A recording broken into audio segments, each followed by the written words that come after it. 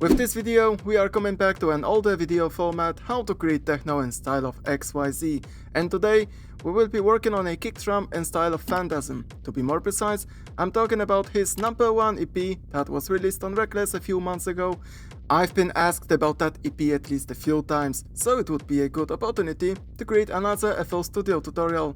As you already know, there are not so many hard techno tutorials videos featuring that DAW. At first glance, it sounds like the kick drum we will be doing today sounds like a normal hard techno rumble kick drum, but as you will see later, we will have to use a few different types of distortion to get the right sound. We will also have to limit the kick drum a lot and use a bit sophisticated kick drum layering. If you are looking for more hard or industrial techno sounds, check out my sample and preset packs website. Also, the project from today's tutorial can be downloaded from my Patreon page. Having that said, let's open FL Studio and get to work. And actually I should have said that at first we will need to open Splice because we will need a few kick drum samples to work with. As you may remember, when I was creating another industrial techno kick drum in FL Studio, I was talking that the kick drum has to be clean, so any Vengeance kick drum samples that usually have fat low end will not be the best choice for this particular type of kick drum. If we were to listen to Phantasm's #1 EP, we will discover that the kick drums there have lots of mid frequencies, some high end also, but the low end itself is not that heavy and punchy. And for me, the best place to look for that kind of sample is the Splice. We might not be interested in searching for techno kick drums, because these kick drums can have rumble with heavy low end that we don't need anyways.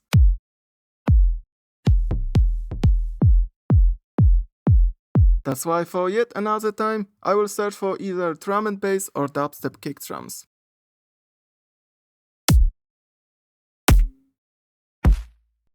So as you could hear now, the dubstep kick drums I've found on Splice, they are much more clicky and they seem richer in the mid and high frequencies range. This is exactly what I need. The low end is not going to be that important because if we analyze the Phantasm kick drum, most of the low end is coming just from heavily sidechained rumble that we will create later. Now I'm going to show you 6 different kick samples that I will be using for today's tutorial.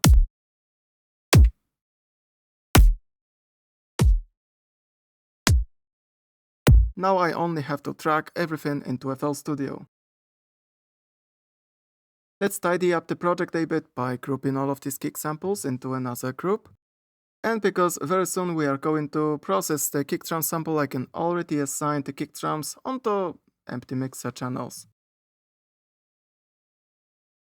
I've labeled this mixer channel the kick main because the first kick sound I will use for the Phantasm kick drum is the kick drum that is going to be the punchiest, with lots of mid frequencies. Now I would like to create a pattern in the sequencer. Let's increase it to maybe 16 steps. And now let's create a pattern, a 4-to-4 pattern for each kick drum. I can just right click the channel name and select fill each 4 steps or just press 4 on the keyboard. Now we turn off altered channels, switch to playing the pattern, and now I'm going to listen to each of these kick drums to decide what kick drum will be my main sample.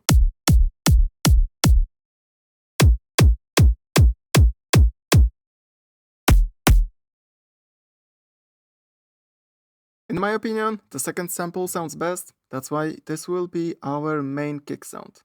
I can redirect all other kick drums onto different mixer channel, because probably some of these kick drums will be later used as a kick drum layer. So right now, only the sample I decided to use as the main kick drum is routed to mixer channel 15, everything else is dumped onto the mixer channel 16. Let's also move this pattern over to the playlist. And I can start processing this kick drum by adjusting the sampler settings. The first option I would be interested in changing is the pitch of the kick drum. Sometimes the kick drum, we would like the kick drum to sound deeper, or sometimes it is too heavy. Depending on what you need, depending on what is going to sound better, you might want to simply pitch up or down the kick.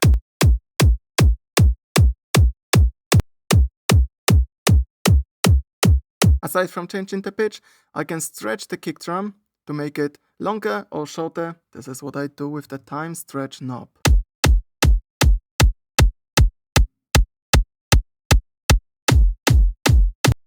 And this is the usual processing of the sample itself that I'm doing inside of the sampler. This particular kick that I chosen as the main kick sample is so great that I didn't find any need to adjust anything in the sampler, so we are going to get back to the default settings. But we will be adjusting these knobs on other kick drum samples later. So with the sampler set up like that, I'm ready to process the kick drum in a more advanced way using plugins. One thing I want to do before launching anything onto the mixer slots is making sure that the volume of the kick drum doesn't pass the 0 decibel ceiling. I would like to have lots of space, lots of headroom. So when I process the kick drum with distortion later, I will avoid a situation where after using distortion, the volume of the kick drum is so high that the kick drum starts to clip.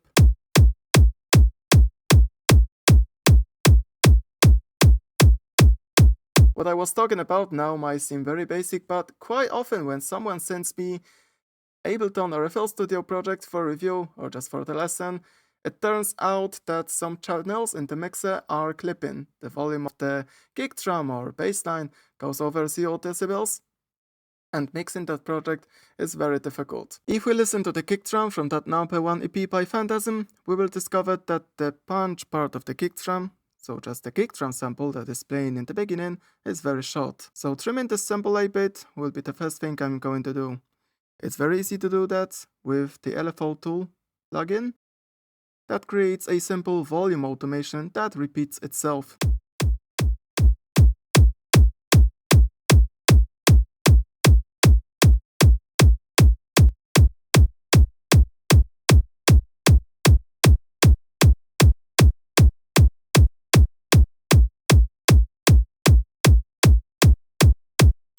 And now the kick drum sample is ready for distortion. It's good to have at least a few different distortion plugins, but what would be even more important is to know what distortion plugin should be used in a specific situation. Among the few distortion plugins I use often, I have the Soundtoys Decapitator.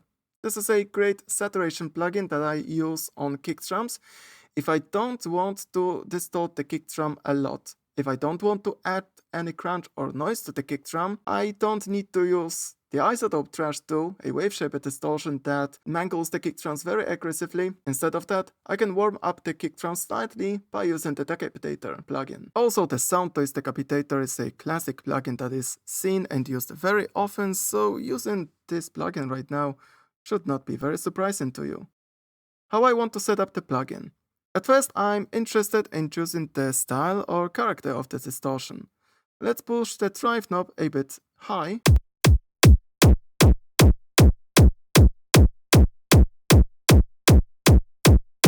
And now, with this much amount of distortion added, choosing between these 5 different distortion styles will be easier. The difference in the sound will be more audible.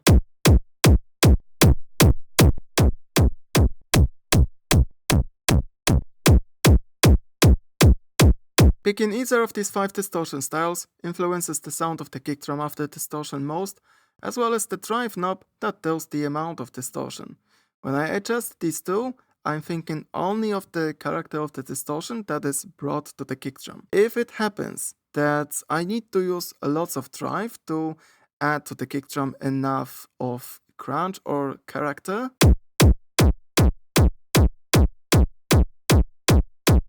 then even if the kick drum sounds now more flat, I'm not worrying about that, because later I can always use the mix knob to blend the amount of distortion added.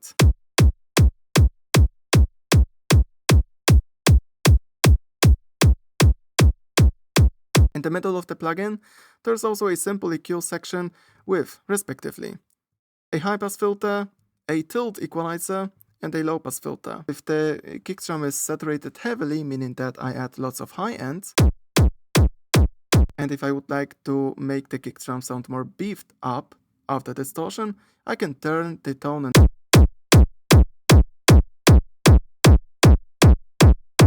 the low cut and high cut controls, they are pretty self-explanatory.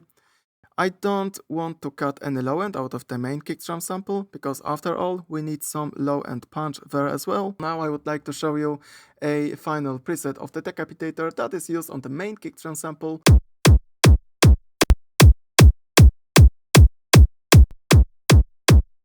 And now I will be using the current kick sound to create a rumble reverb sound to fill the low end. But before that, if you like the way I explain things, and if you would like me to teach you about other sound design or music production subjects, go to my drillmusic.com website and learn more about my private music production lessons. Free consultations are available as well. So to create a rumble reverb out of this kick drum sound, I would like to route it to a different mixer channel. Let's say I'm going to use the channel number 14 to create a rumble reverb sound.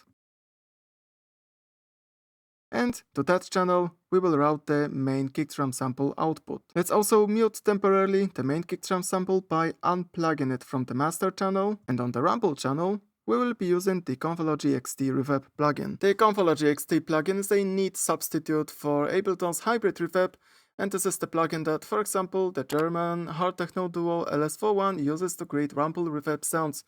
It gives a very shaky rumble sounds. As with the Decapitator, we will start with the adjustments and settings that influence the sound the most. Definitely the first thing I want to do is to pick the right impulse response, that is a short audio file out of which the rumble is created. Also, let's make sure that the kick drum is not audible on this mixer channel. On the rumble channel, I only want to hear the reverb, so the mix has to be turned up to 100%.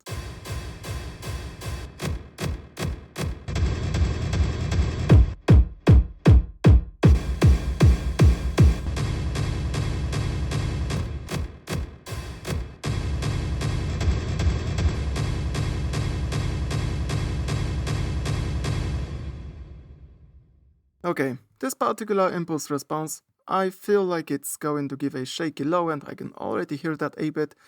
But on top of that low end, there's also lots of high end and mid frequencies that we don't need.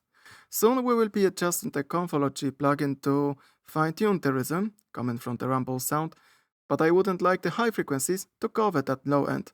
So let's already use a fruity parametric EQ2 and use a low pass filter there.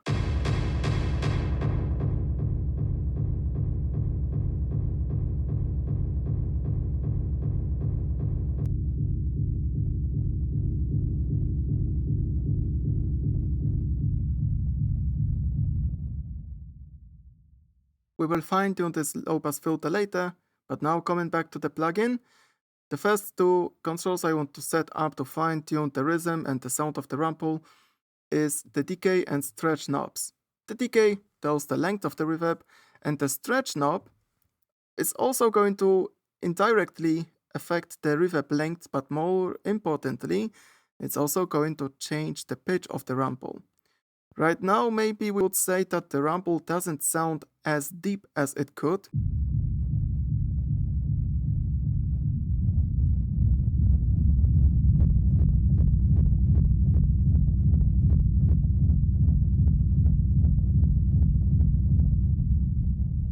What I can also hear is that the rumble sound is all over the place. You can hear that well, especially if you are using headphones.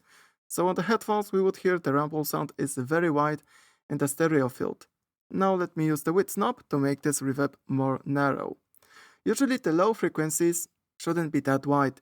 They can be entirely in mono if that's the sound you like, but on average industrial techno kick drums can also have a bit of low end in the stereo width.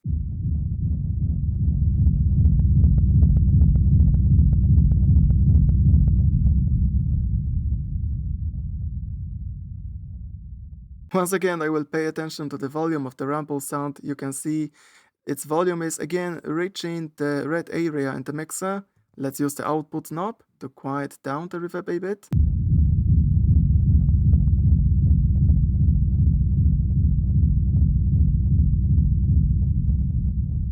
And the last controls that will adjust, fine-tune the rhythm of the rumble is that little volume envelope section for the impulse response. It would be easier to match the rhythm of the rumble sound if the kick drum that we turned off was also playing in the background.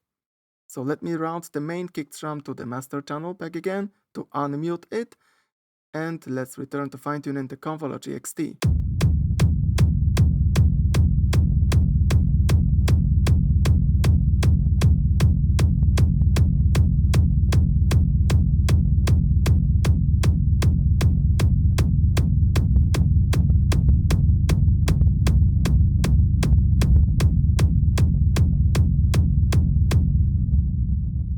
And now there is a need to export this rumble sound to a separate WAV file. The main reason for why I would like to export this rumble sound to a separate WAV file is that I want to have the reverb sound to be consistent and exactly the same every time I play the kick drum. We definitely want to hear the rumble only. So once again, I will unplug the main kick drum from the master channel. So when we play this pattern through playlist, we hear only the rumble. I want to export now this pattern. We can leave the export in settings just like that. What is most important is that we want to export a WAV file with either 24 or 32-bit depth. Now we want to open the browser in the current project folder. I'm going to find the rumble sound that I just exported. I'm loading this onto the playlist as a separate channel. Let's look at the waveform. I will stretch this waveform a bit to see it better. And as you can see, every time a kick drum plays for another time, there is a slight difference in the waveform itself. It would be better to, yes, make the rumble sound more consistent. So what I want to do is I want to make a cut. Let's cut, for example, the middle part of the rumble. And I paste over the rumble sound. I can plug back the main kick drum onto the master channel, and this rumble row sound can be turned off. Now we will be using an exported rumble sound, which I would like to route to the mixer. We have to find this sound in the channel rack that is here, and this rumble sound should be routed to, for example, channel number 13. As with the kick drum, before I added the LFO tool or Soundtoys Decapitator plugin, I can open the channel settings. Now I will be opening the channel settings for the rumble sound, and I can pitch up or down this rumble further, or play it from a slightly different place to again alter the rhythm. So right now, if we played the whole pattern, that is the main kick drum and the exported rumble, at first we can hear that the rumble is very quiet. I can use the normalize switch to bring up the volume of the rumble. And right now the volume of the rumble on the other hand is too loud. So let's even it out with the volume knob over there. I've been talking about both pitch and rhythm adjustment. Let's begin with the pitch. I can use once again the pitch knob to pitch down the rumble.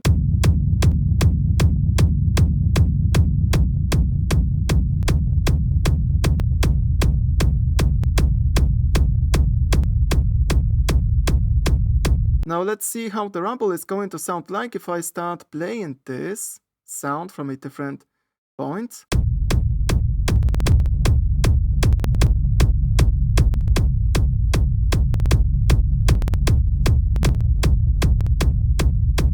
And these would be all the settings I would like to adjust in the rumble sound before I add any effect to it. As you could see, there is quite a lot of processing involved in creating the rumble sound.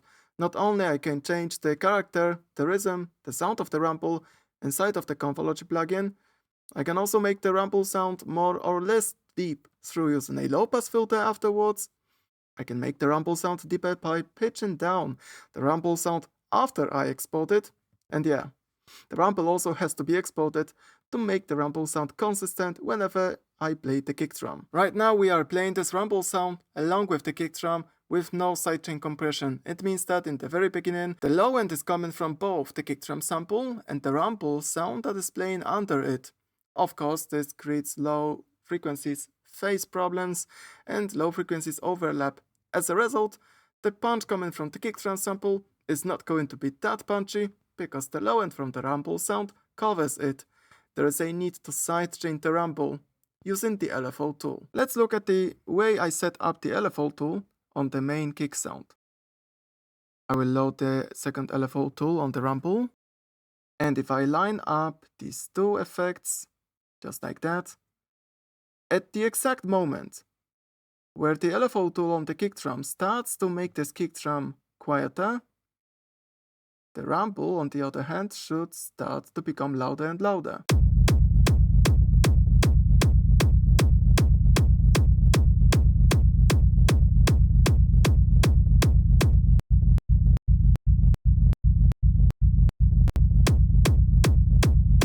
In that way, by sidechaining the rumble sound like that, we leave no silence in between the rumble and the kick drum sound, so that's why we are still getting a consistent low end.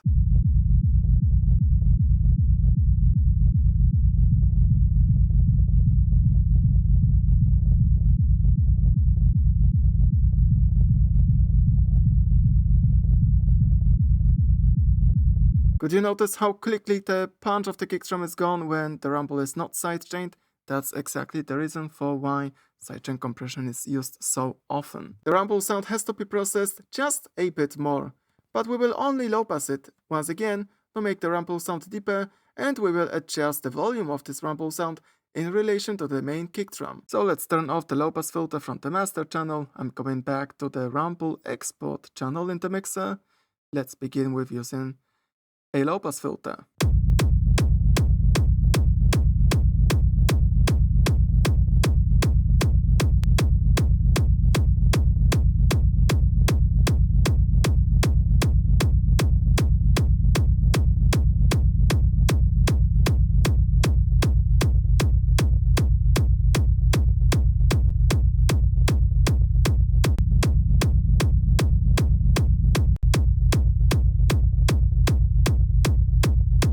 And after making the rumble sound deeper, I'm adjusting the volume of it.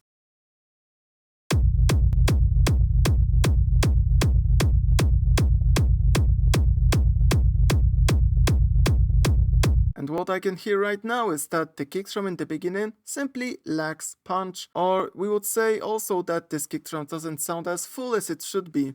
So now it would be a good moment to layer the kick drum with some other sound. So let's find out what kick drum sample is going to go along with the kick drum we do already have. I'm coming back to the channel rack, and let's turn on each of these remaining kick drums to see what is going to sound good.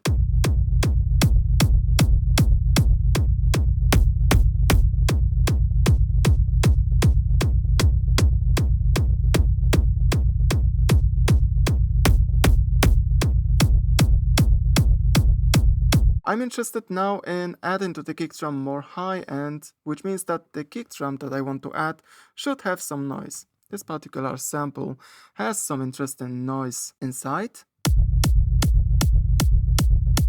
and we are going to make use of that noise. Now, as with the main kick drum sample or with the rumble sound, we want to adjust the channel settings, but before that we have to quickly get rid of any low end from that second kick drum sample if we want to play around with it safely when other kick drum elements are playing in the background. I can see this kick drum is already assigned to the mixer channel. We did that in the beginning of the tutorial. So let's use the Fruity Parametric EQ with now a high pass filter.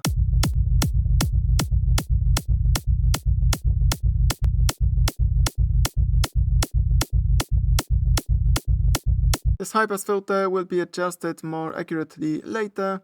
Right now, let's add the main kick drum back, and let's open the channel settings for the kick drum layer. I am interested in using this kick drum layer in a way to fill the kick drum with more mid than high frequencies. Also, I think it would be good if I stretch out this kick drum. So now it's time for me to set up the sampler and to pitch down this kick drum using the pitch knob and stretch it using the time multiplier knob.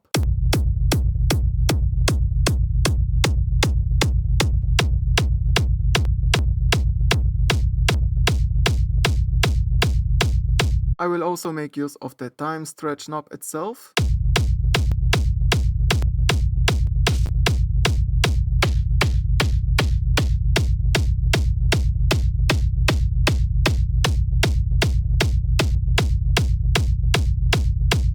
And now the sample is ready for more precise equalization. We started out with a high-pass filter that I will adjust more accurately a bit later, but right now I can also hear that this kick drum still has lots of noisy high end. In the Fantasm kick drum, the kick drum doesn't have any sparkling high end, any air inside of the sample. So to make my kick drum sound more similar, I can use a low-pass filter as well to get rid of any noise from this kick layer.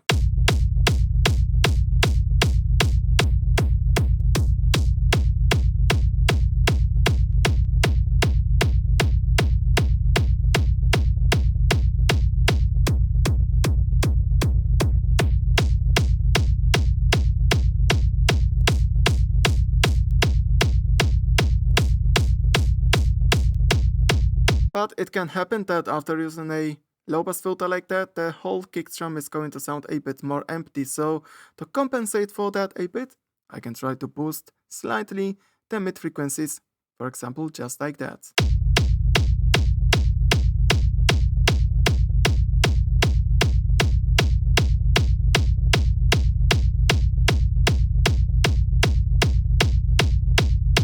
In the end, the kick drum layer got equalized like that.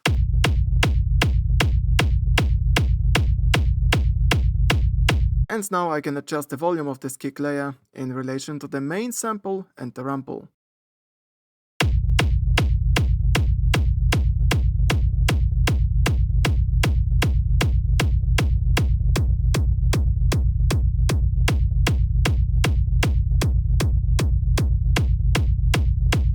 Most of the kick drum elements are already created, so let's start to apply some group processing. Definitely, this whole kick drum needs to be more solid and tight.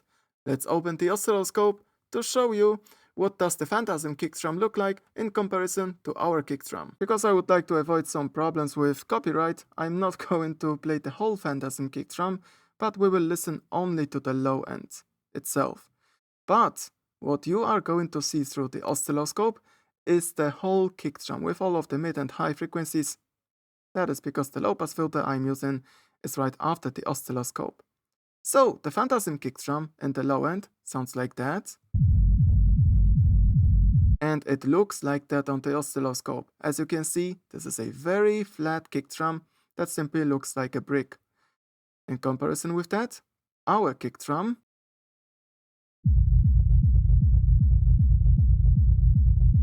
has more dynamics and it doesn't sound as tight as it should. A simple solution to get our kick to sound more like the Fantasm one is to now use a limiter on the whole kick drum group.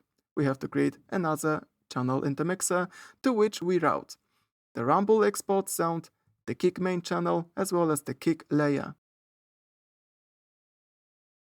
We have to unplug each of these channels from the master channel, route it to the kick group instead. So the kick group channel itself is the only channel that goes directly through the master one. And now the first effect I'm adding to the kick is the fruity limiter. That horizontal line is the threshold level. If the volume of the kick drum is going to be above that threshold level, the kick drum starts to get compressed. Sometimes in some plugins that threshold level is going to called ceiling, but that's just only the name. So right now we can see that the kick drum, sometimes it's going to be above that ceiling level, and because of that, the limiting will be applied to the kick drum.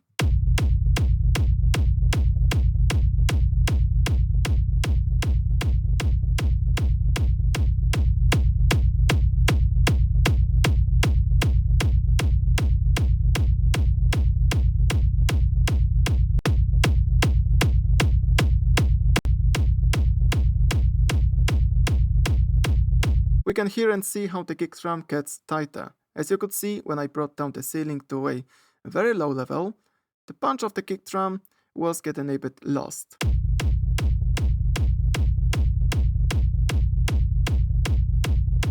We can also adjust a bit the transient of the kick drum by using the envelope section and the fruity limiter. Both attack, release and sustain knobs are going to control the way the fruity limiter turns down the volume of the kick drum if necessary. This doesn't only change the rhythm of the kick drum, but tells how aggressive the limiting is going to be. On average, The shorter the attack, the shorter the release, the more pumping and aggressive the limiting will be.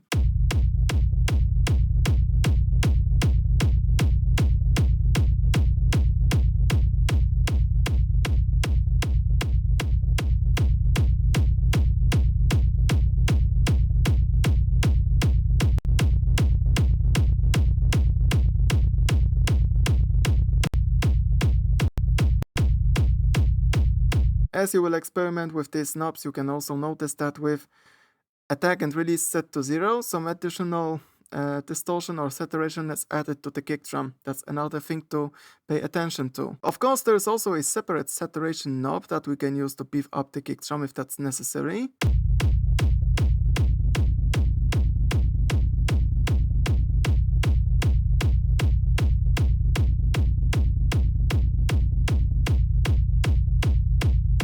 And this would be everything about the Fruity limiter. So now let me take a minute to adjust this plugin more accurately.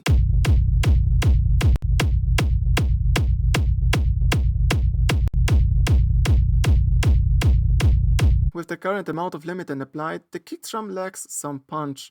I would like to blend this limiter by using the tri-webbed knob. I'm going to make this kick drum less compressed, and using the tri-webbed knob that I have here will be easier and more convenient than adjusting every of these knobs once again.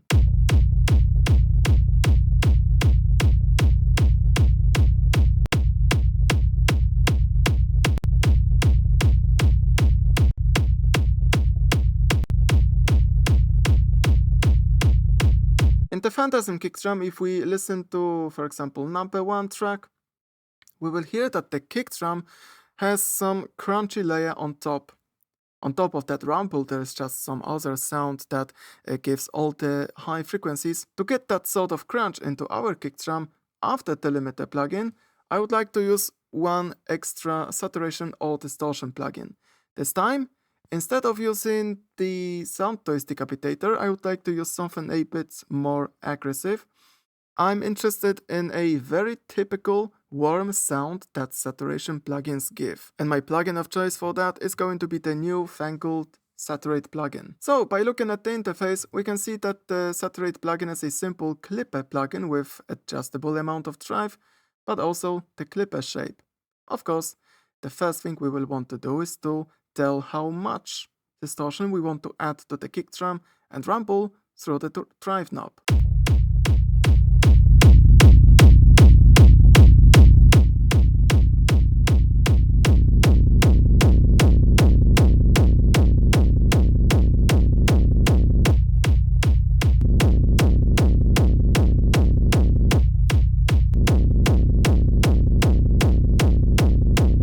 And then, to fine-tune the character of the distortion, to fine-tune the sound of the kick drum, we have 4 additional faders that we can also adjust.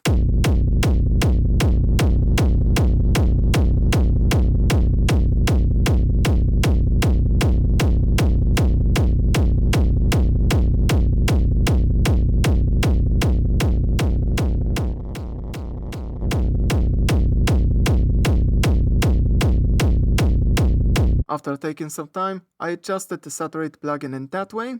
Let's listen to the change in the kick sound.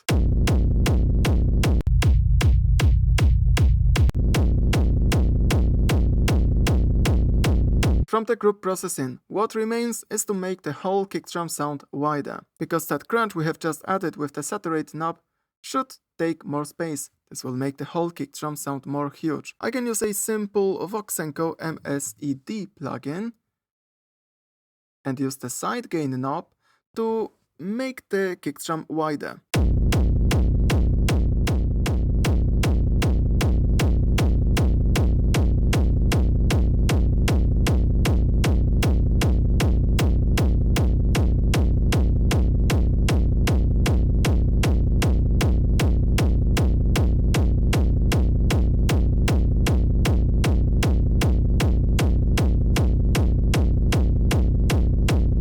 The whole kick drum starts to sound more and more intense, but even after adding a kick drum layer, I still feel like the kick drum in the beginning should be more powerful, it should have more mid frequencies.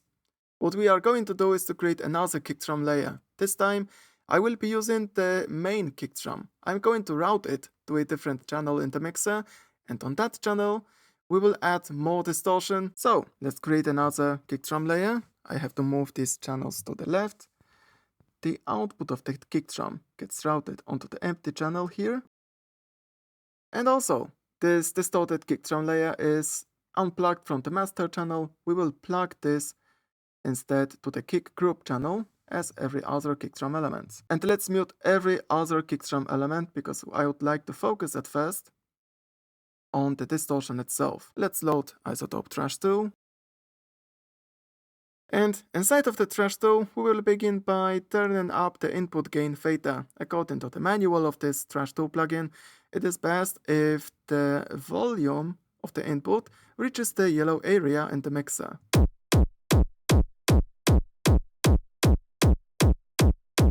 We will be using both Trash module and the filter to shape the distortion.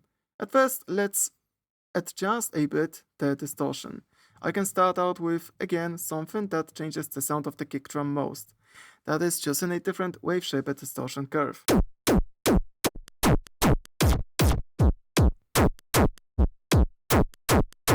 All of the faders to the right, or the switches in the middle of the Trash module, are going to fine-tune the distortion.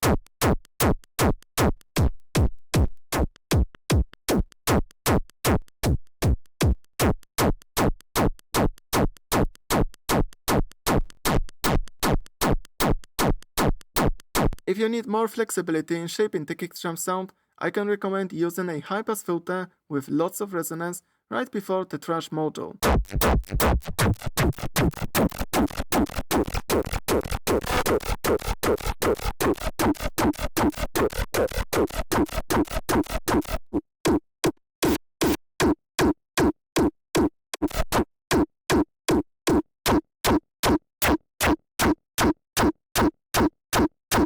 As with creating the rumble sound, now inside of the Trash Tool you have lots of different parameters to adjust, and you can create many different variations of the distorted kick drum layer. So let me show you the final settings of this Trash Tool plugin that will change the sound of the main kick drum sound to this additional distorted kick drum layer.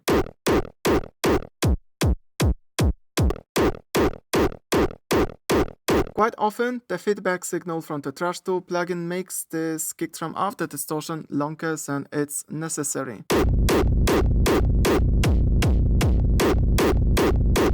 We will hear that not only yes, this kick drum is way too loud, but it's also too long. Yeah, let's quickly bring down the volume of this distorted kick drum element. And we will still hear that this distorted kick drum layer is too long. Let me use the LFO tool for yet another time to trim the sample.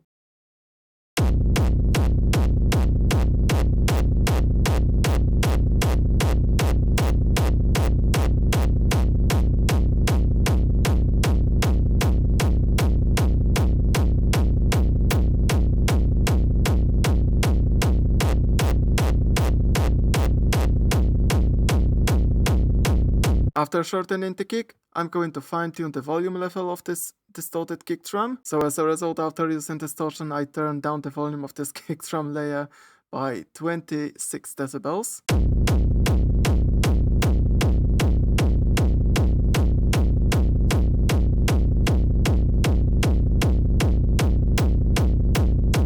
It is not that safe yet to play the distorted kick drum with all the kick drum elements. We still didn't cut any low ends. Now it's time for an equalizer. So let's add the fruity parametric EQ on the distorted layer and tweak the high pass filter.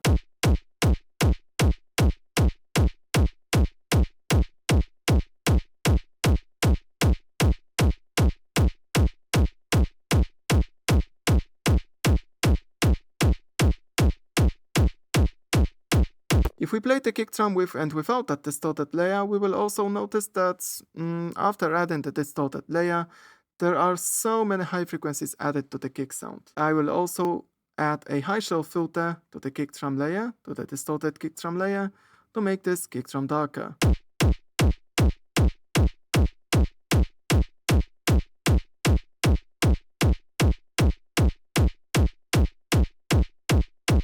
And from now on, the only thing we need to do to finish this kick drum completely is to equalize it more. At first I'm going to equalize the whole kick drum group, so the kick drum with these 3 layers and a rumble sound. I can once again take a bit some of the high end with another low pass filter to make this kick drum even darker.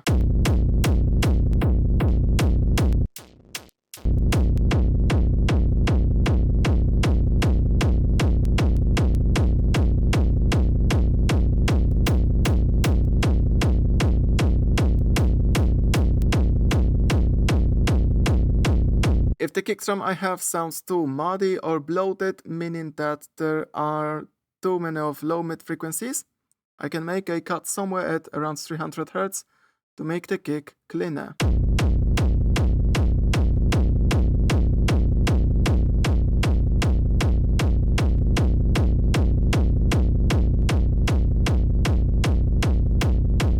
Another quite common thing you want to do is to boost the low end slightly to make the kick drum seem deeper. For that, I will be making a boost somewhere below 100 Hz range, maybe at around 60 Hz, because that's when the whole low end of our rumble sound sits.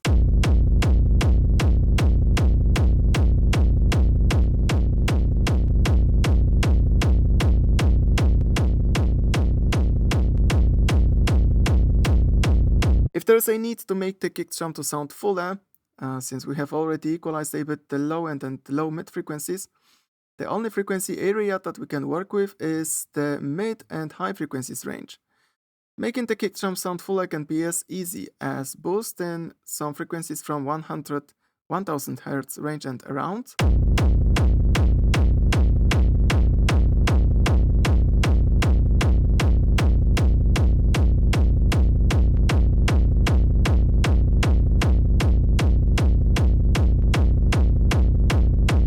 And if after using a low pass filter you will still hear some weird noise, some weird higher pitched noise in the kick drum, it means that something from the frequency range from 2K maybe up to even 6K should be removed.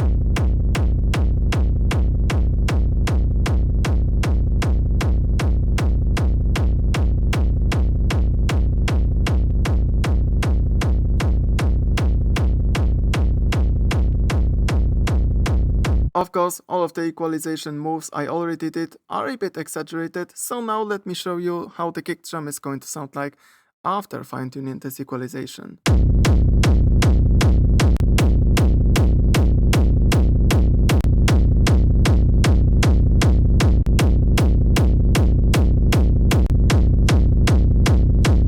The last equalizer I'm using in this project is added to the kick main channel. In that way, I can control the transient of the kick drum with equalizer more precisely.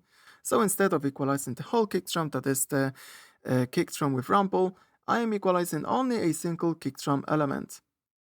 And here, I again make the whole kick drum sound darker by using a low pass filter and another filter to cut some weird noise in the high end. Also, I thought that the kick drum in the beginning sounded too maybe boomy. There was a bit too much of low end in the beginning of the kick drum, so I had to make a cut inside of the equalizer that is added to the kick main channel.